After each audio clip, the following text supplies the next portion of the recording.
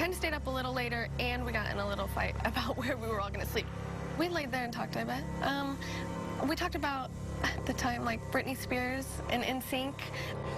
Crystal Searles, 10 years old at the time, was sleeping over at her friend Katie Harris's. A decade later, that night is still fresh in her memory. Well, I woke up startled a little bit and out of nowhere, and I was kind of confused to a loud noise. I woke this girl up. Her friend Katie was asleep on the bottom bunk. I cut her bra. I kind of just like leaned my head up a little bit, and I could see that there was this scary older man that I'd never seen before. I stabbed her here, and then she like jumped back, and then I cut her like this right here. He had a hand on her mouth and the knife on her neck, and she's looking at me, and he just cut her throat, and she fell to the ground. And she fell down right here. I heard Katie at the bottom of the bed, on the floor at the bottom of the bunk bed. She was like gasping for air and choking, like she couldn't breathe. 13-year-old Katie Harris lay dying on the floor. He was about to shut off the light, and he looked one last time, and he noticed that I was there. And he didn't hesitate at all. I mean, just shut the door, came right back towards me with the knife. And I walked over here, and I went like this. The only thing that he said is, move your hands, because I had him up here, and he reached over the top bunk and cut my neck. Cells sliced Crystal's neck, severing her windpipe and grazing her carotid artery. I am very sure he thought he killed me. Crystal Searles identified Tommy Lynn Sells as her assailant and her friend's killer, putting an end to his homicidal spree. What did you do to her, sir? Her neck was cut. How did you do that? With a knife. Do you have anything to say to her, the little girl who survived? I don't think she really wants to hear what I got to say. What did you see in his eyes? To be honest, he seemed blank. I mean, there was no emotion. It wasn't hard for him. All he would say is, move your hands. You know, it was just, I mean, after what I'd seen him do, he had no emotion in his eyes. That emptiness evident as we spoke.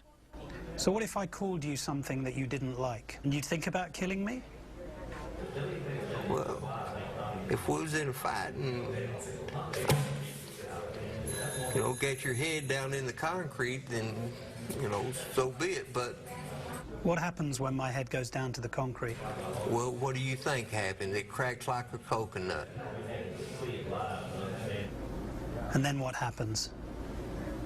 You die. Tommy Lynn Sells, a.k.a. the Coast-to-Coast Killer and the Cross-Country Killer, was an American pedophiliac, hebephiliac, and necrophiliac serial killer, serial rapist, family annihilator, abductor, and robber. He claimed to have murdered over 70 people. Sell was born on June 28, 1964 in Oakland, California. He had a twin sister named Tammy Jean.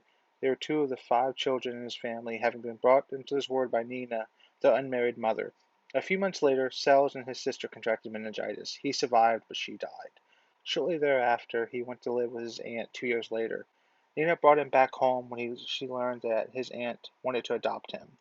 When Sell was 7 years old, he began drinking. At 8, he was molested by a man with Nina's consent.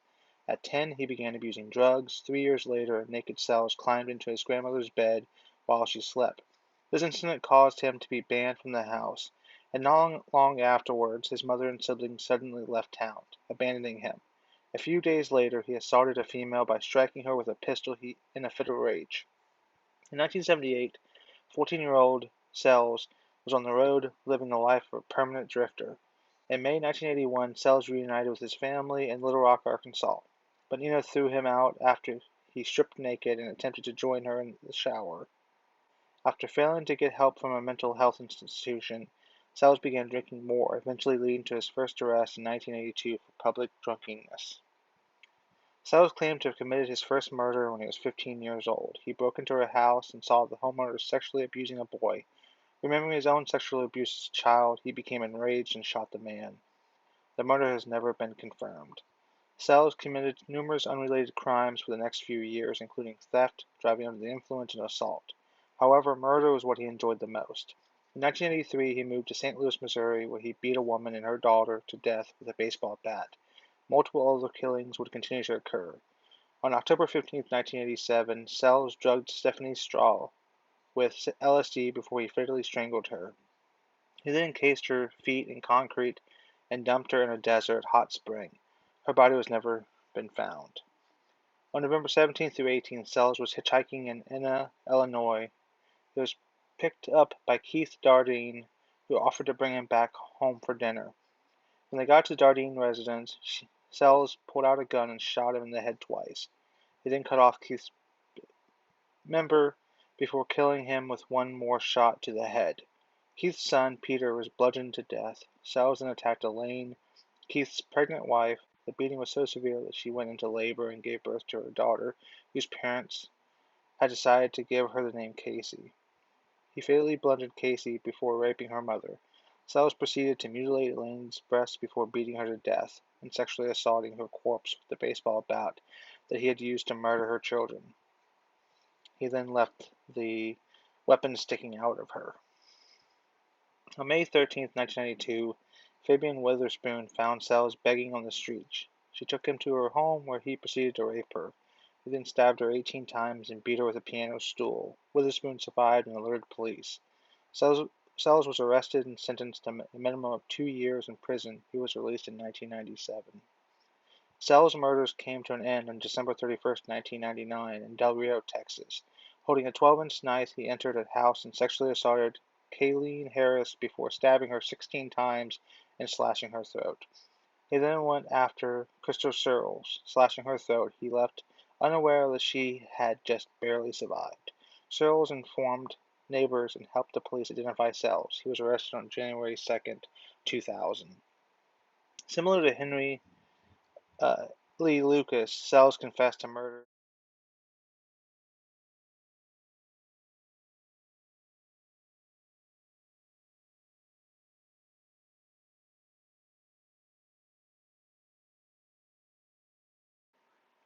Murders that could not be confirmed nor denied. Sells was executed by lethal injection on April 3, 2014 at 6:14 p.m. When asked if he had any final words, Sells declined by shaking his head and saying no. He took a few deep breaths, closed his eyes, and within a moment he began to snore. And then 13 minutes later, he quit moving and was pronounced dead at 6:27 p.m. Central Time. Hopefully you enjoyed watching this video. Hopefully it helped you learn more about true crime.